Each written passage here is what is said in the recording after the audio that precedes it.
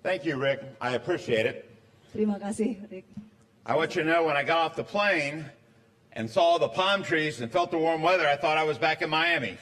Saya ingin saudara tahu ya, pada waktu saya akan mendarat dan kemudian melihat, waduh banyak sekali pohon palem dan udaranya itu begitu panas, saya pikir saya udah balik ke Miami.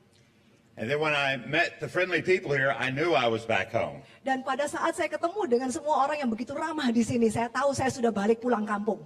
Because as a believer, when you're with other believers, you're always home. Karena pada saat kita bersama sebagai orang percaya, kita berada di tengah-tengah orang percaya yang lain, kita selalu ada di rumah. Let me tell you a little bit more about my story. Ya, saya ingin membagikan sedikit tentang kisah saya. If you found me about 20 years ago, kalau saudara bertemu dengan saya sekitar 20 tahun yang lalu,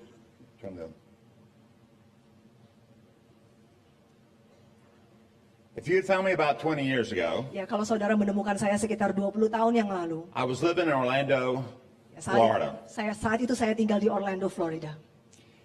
And I was running a large computer company. Dan saat itu saya mengusahakan satu perusahaan komputer yang besar. And I had a lot of salesmen that I had to keep motivated. Dan jelas saya punya banyak sekali salesman yang harus terus saya beri motivasi. Some of you are businessmen, you know how hard it is to motivate salesmen. Ya, kalau kita yang pengusaha tahu persis bagaimana sulitnya untuk memberikan motivasi kepada para salesman kita. So I took my salesmen to a large motivational conference one day. Sehingga suatu hari saya membawa para salesman saya kepada satu konferensi yang besar sekali. It was held in a large stadium where the Orlando Magic play in Orlando. Ya, dan ini diselenggarakan di dalam satu stadion yang begitu besar. Some of the greatest motivational speakers on the face of the earth were there. Dan beberapa pembicara motivator yang sangat terkenal itu hadir di sana. People like General Colin Powell. Seperti General Colin Powell. Dick Vitale from ESPN. Ya, Dick Vitale dari ESPN. And Tony Robbins, the world famous motivational speaker. Dan juga Tony Robbins yang adalah motivator terkenal di dunia. And I don't know who said it, but one man got up to the microphone. Dan saya nggak ingat lagi ya siapa yang mengatakannya, tetapi ada seseorang yang langsung berdiri di podium. And he started his speech like this. Dan ini yang mulai dia katakan. If you went home tonight, kalau saudara pulang malam ini, and found that a long lost relative had left you $10 million US, dan kemudian menemukan ternyata ada sanak keluarga jauh yang meninggalkan 10 juta US dollars, would you be at work tomorrow? Besok Anda kerja nggak? A large no rang out across the whole stadium. Langsung satu auditorium itu teriak tidak. And I'll be honest with you, I don't really remember what else the speaker said. Dan saya harus katakan jujur, saya nggak ingat lagi apa yang lain yang dikatakan oleh pembicara itu. Because I sat there thinking, you know, if that happened to me, I probably wouldn't be at work tomorrow either. Karena saya nggak memikirkan kalau memang itu terjadi pada saya, ya mungkin besok juga saya nggak akan kerja lagi. I would go do something important with my life. Saya akan melakukan sesuatu yang penting dengan hidup saya. Maybe become a pastor, a great preacher. Mungkin saya akan menjadi seorang pendeta, seorang pengkhotbah yang besar. Or maybe become a missionary. Atau mungkin saya akan jadi seorang misionaris. You see, I thought at that time, those were the only people that were really doing significant work for God. Karena pada saat itu saya berpikir bahwa pekerjaan-pekerjaan inilah yang melakukan hal-hal yang penting bagi Tuhan. Because if you'd asked me back then, Hugh, what's important that you're doing today, important for God, this is what I would have said. Kalau saudara pada saat itu bertanya kepada saya, Hugh, apa sih yang penting yang Anda kerjakan bagi Tuhan? Maka inilah yang akan saya katakan pada saat itu. I'm an elder in my church. Saya adalah penatua di gereja. I teach adult Sunday school. Saya mengajarkan sekolah minggu untuk orang dewasa. I sit on 2 or 3 non-profit Christian boards. Ya, saya duduk di yayasan beberapa yang non-profit. But I would have never asked, or I would have never said, that I run a computer company to the glory of God. Tapi saya tidak akan pernah mungkin menjawab, oh aku memiliki bisnis perusahaan komputer untuk kemuliaan Tuhan. You see, I saw no connection with what I did every day, Monday through Friday, and what God was doing in the world. Karena saya sama sekali tidak melihat koneksi antara apa yang saya kerjakan hari Senin sampai hari Jumat dengan apa yang Tuhan kerjakan di dalam dunia ini. And the more I thought about it, the more it bothered me. I said, why is God not concerned with what I do every day? Dan semakin saya memikirkan hal ini, semakin saya merasa terganggu. Bagaimana mungkin Tuhan tidak peduli dengan apa yang saya kerjakan dengan hidup saya? So like anytime you have a spiritual problem, I did what everyone else does. Ya, karena sekarang masalahnya adalah masalah spiritual, ya saya kerjakan apa yang dikerjakan semua orang. I went and talked to my pastor. Saya cari dan berbicara dengan pendeta saya. And he told me, Hugh, God has given you the ability to make money. Ya, dan dia mengatakan, Hugh, karena Tuhan telah memberikan engkau kemampuan untuk menghasilkan uang, So you can bring it to the church and we can do good things with it. maka lakukanlah itu supaya kamu bisa bawa ke gereja dan kemudian gereja bisa mengerjakan hal yang baik dengan uangmu itu. And although I didn't tell him this, I thought, that can't be right. Ya, walaupun saya nggak setuju, tapi saya juga nggak utarakan kepadanya karena saya pikir ini nggak mungkin ya. I had a good friend in my church who was actually here last year at the conference, a man named Richard Pratt. Dan saya juga punya teman baik di gereja yang tahun lalu memimpin konferensi ini, yaitu Richard Pratt. And I told Richard I was struggling with this, and he said, you need to come take some classes at seminary. Dan pada saat saya membagikan kepada Richard Pratt, jawabannya justru adalah kamu harus ke seminari. I didn't think that was the answer, but my office was actually across the street from the seminary campus. Saya nggak menyangka jawaban itu yang dia berikan, tetapi karena kampusnya itu tepat di depan kantor saya. So God began to convict me to go take some classes. Sehingga Tuhan itu mulai mengulek-ulek hati saya, ya sudahlah ambil beberapa kelas. And interesting enough, the first class I took was taught by Richard Pratt. Dan cukup menarik bahwa kelas pertama yang saya ambil justru diajar oleh Richard Pratt-nya. I quickly found, though, that the seminary did not have the answers for my questions either. Tapi dengan segera saya menemukan bahwa ternyata seminari pun tidak memiliki jawaban atas pertanyaan saya. But I began to find the answers in an unusual place. Tetapi saya justru mulai menemukan jawabannya di tempat-tempat yang tidak biasa. I took some classes in church history and began to read some things written by some people like Francis Schaeffer Saya mulai mengambil kelas di dalam sejarah gereja dan membaca tulisan-tulisan dari Francis Schaeffer and Abraham Kuyper. dan juga Abraham Kuyper. They led me back to the reformers, people like Martin Luther Dan tulisan-tulisan mereka membawa saya kembali kepada para bapak reformator seperti Martin Luther and John dan Calvin. John Calvin. And they talked all about faith and work. Dan apa semua yang mereka bicarakan adalah berkisar iman dan pekerjaan. In fact, Martin Luther said, to paraphrase, Dan sesungguhnya apa yang dikatakan Martin Luther secara parafrasenya, the work of the milkmaid is just as important to God as the work of the priest. pekerjaan pemerah susu sapi sama pentingnya dengan pekerjaan Pak Pendeta. Unfortunately, in Luther's day, that was heresy in a lot of churches. Dan sayang sekali pada zamannya Luther mengeluarkan pernyataan seperti itu adalah satu bidat bagi gereja-gereja pada saat itu. It's also heresy in a lot of churches today, unfortunately. Dan sayangnya ini juga kedengaran seperti pengajaran palsu bagi banyak gereja saat ini. You see, I did not understand that everything I do in my life, all the work I do, is important to God. Saya tidak mengerti bahwa segala sesuatu yang saya kerjakan, semua pekerjaan yang saya lakukan adalah penting bagi Tuhan. But this is what the reformers taught. Tetapi inilah yang diajarkan oleh para reformator. It's been taught down through the history of the church. Dan ini sudah diajarkan turun-temurun di dalam sejarah gereja. Yet we have lost it. We have forgotten it in the last 100 years. Namun kita sudah kehilangannya dan kita sudah melupakan hal itu di dalam kurun waktu 100 tahun terakhir.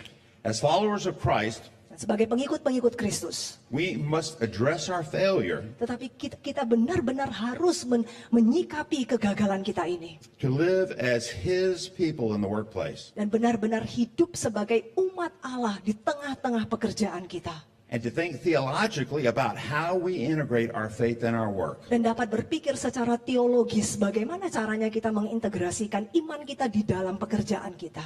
We must learn not just to work to live, Kita harus belajar bagaimana untuk tidak bekerja hanya supaya bisa bertahan hidup. but to live to work for the glory of God. Tetapi hidup adalah untuk bekerja bagi kemuliaan Allah. One of the real problems, Salah satu masalahnya adalah, in fact, I would suggest this is the besetting sin of the church in the 21st century, bahkan saya akan betul-betul berpikir bahwa ini adalah dosa yang sudah menggerogoti gereja di abad terakhir ini. is that we have separated the things we do into two groups. Bahwa kita sudah memisahkan dengan sedemikian rupa hal-hal yang kita kerjakan di dalam dua kelompok besar. On one side, we think the things we do are spiritual, Dalam satu sisi kita berpikir apa yang kita kerjakan itu adalah spiritual. and on the other side, we think some of the things we do are secular. Dan tapi di sisi yang lain beberapa hal yang kita kerjakan itu adalah sekuler. The problem is, even though these secular things are not really bad, Ya, masalahnya adalah walaupun hal-hal sekuler yang kita kerjakan itu tidaklah begitu buruk, we believe that these secular things are things that God does not care about. kita bahkan akhirnya menjadi percaya bahwa hal-hal sekuler ini adalah hal-hal yang Tuhan tidak peduli. What I'm going to suggest to you this morning is that could not be further from the truth. Tetapi apa yang ingin saya sarankan kepada kita semuanya adalah ini sangat bertentangan dengan kebenaran. God cares about everything that you do. Jelas Allah sangat peduli dengan segala sesuatu yang kita kerjakan.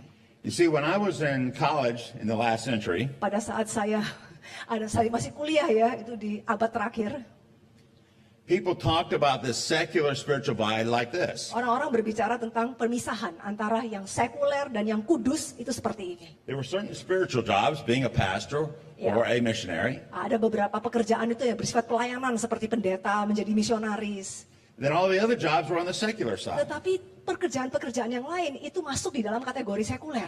And it led many business people, particularly like me, Dan ini membuat banyak sekali pengusaha, khususnya yang seperti saya, to feel that I was a second-class citizen in the kingdom of God. merasa saya ini seperti warga negara kelas 2 di dalam kerajaan Allah.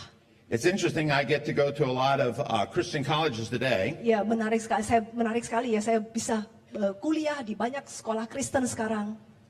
and the spiritual secular divide looks a little different. Dan ternyata pemisahan antara yang sekuler dan yang sakral ini pun ada, tetapi sedikit berbeda. But there's still this divide. Tapi tetap ada terjadi pemisahan. And on one side, they have changing the world jobs, Ya, like, yang di satu sisi itu adalah pekerjaan-pekerjaan yang mengubah dunia. and on the other side, what they would say are less important jobs, Tetapi di sisi yang lain ini adalah pekerjaan yang kurang penting.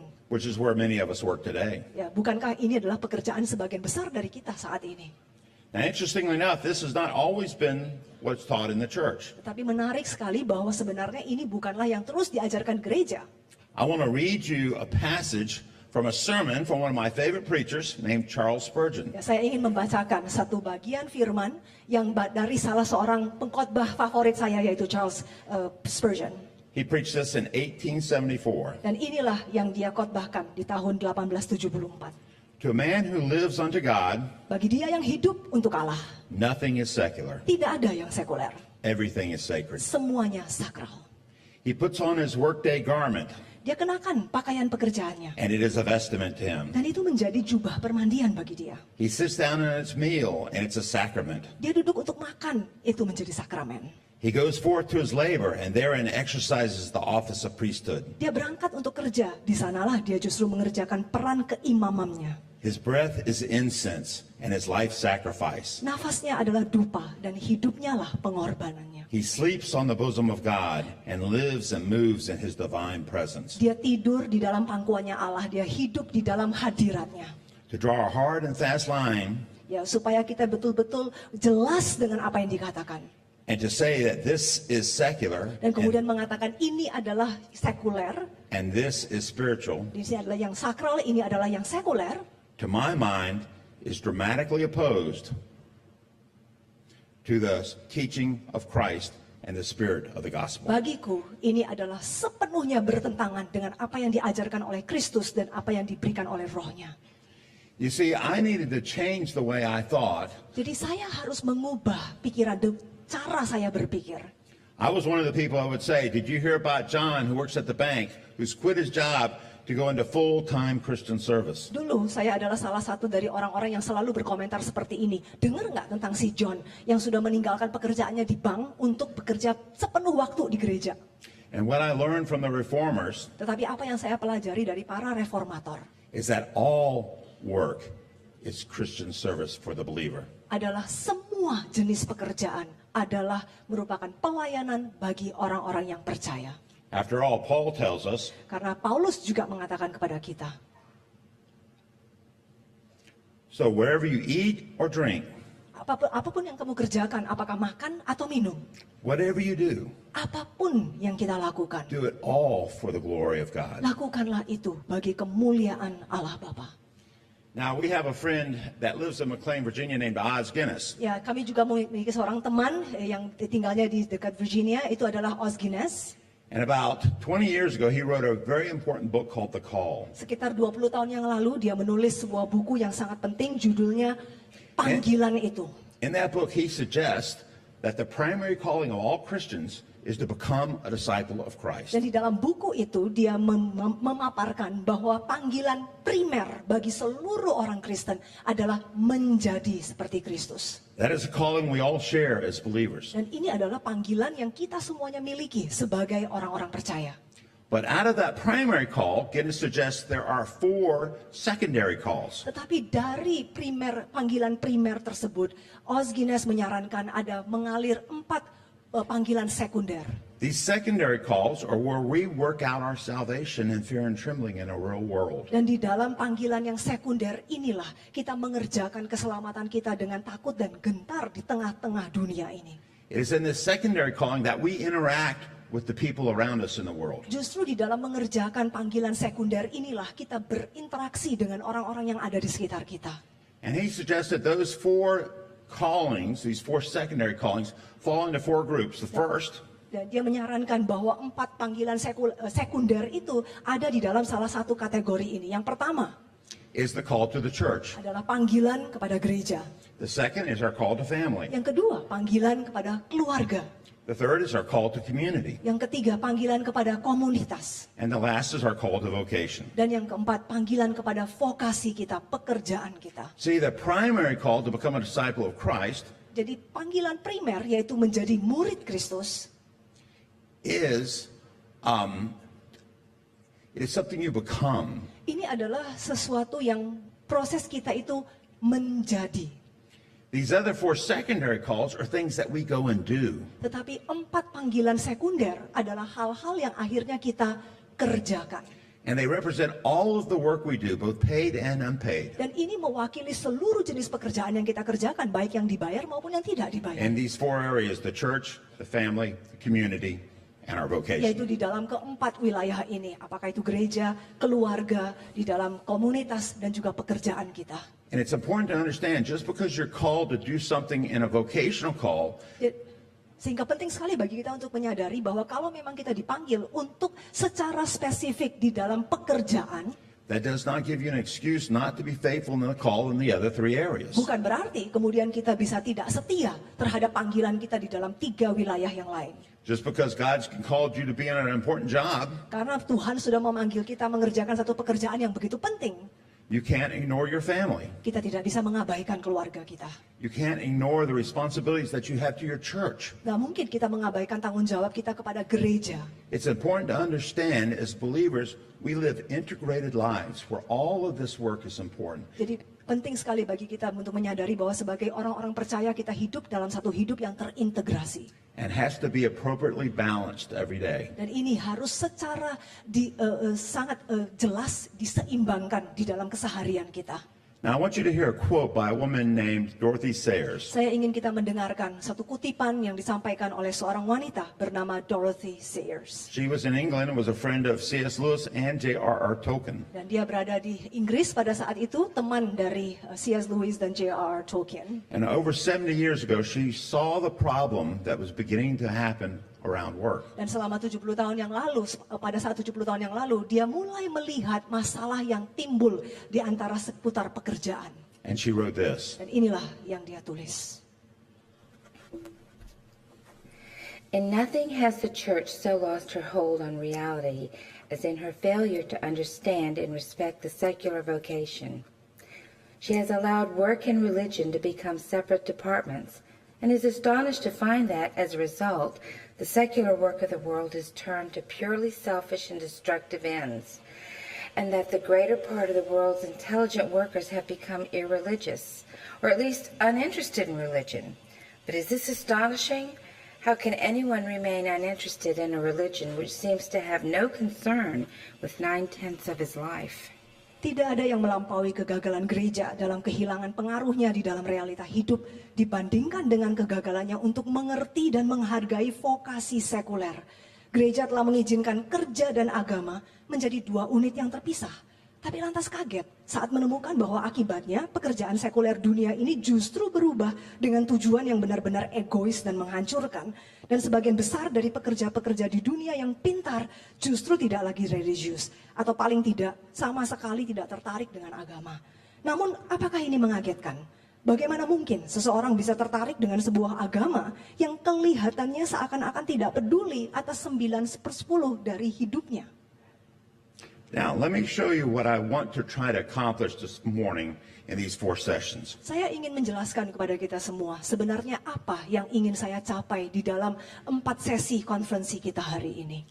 All of us are familiar with this logo, probably one of the most famous logos in the world. Jelas semua kita sangat familiar dengan logo ini ya, mungkin salah satu logo yang paling terkenal di seluruh dunia.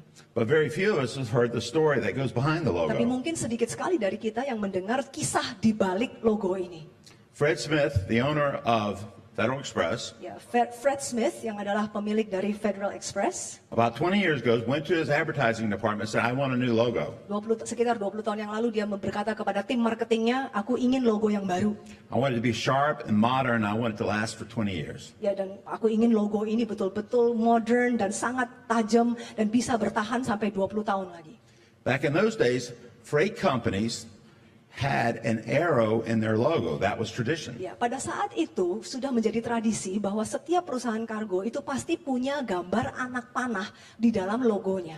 And Fred Smith said, I want an arrow in my logo, but I don't want it to be obvious. Dan Fred Smith mengatakan, aku ingin ada anak panah juga di dalam logoku ya, tapi jangan terlalu mencolok.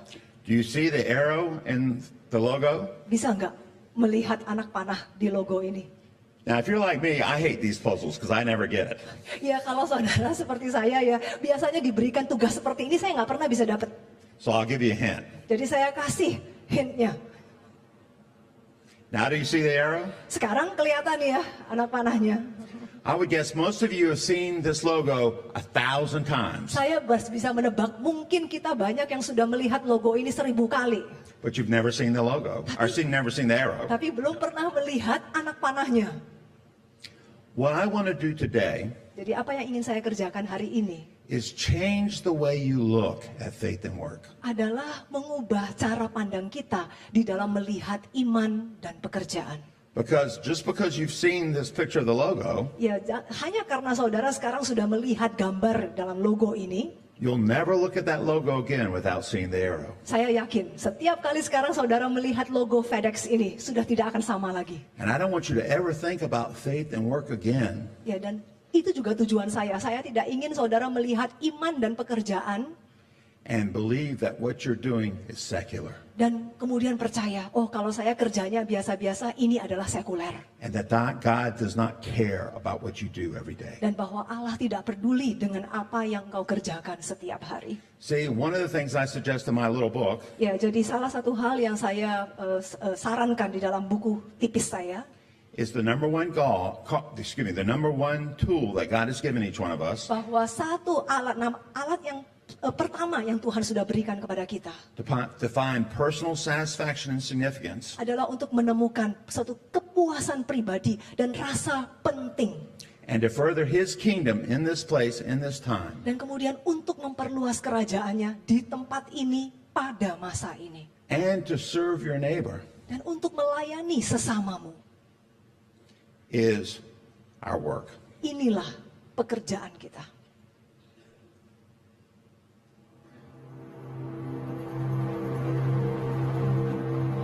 Our lives are not divided into two halves, with one part being sacred and another part secular. Worship is not reserved only for Sunday morning,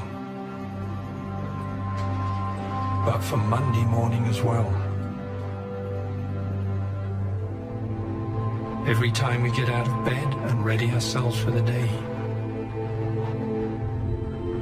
Every time we labor at a task, no matter how insignificant it may seem. Every moment is a gift. Every moment belongs to the one who gave us that moment. There is a way that leads a man to flourish. It is freedom.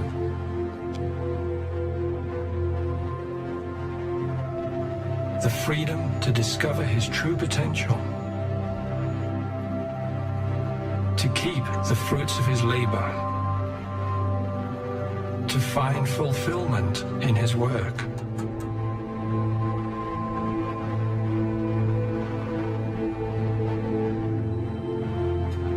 These freedoms are the right of every person,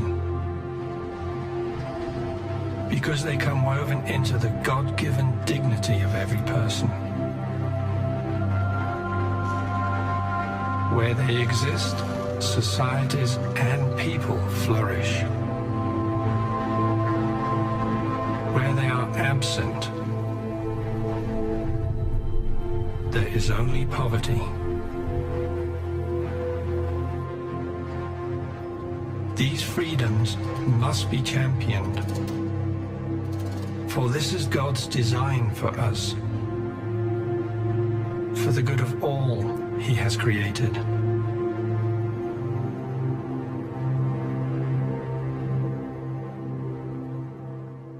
Thank you.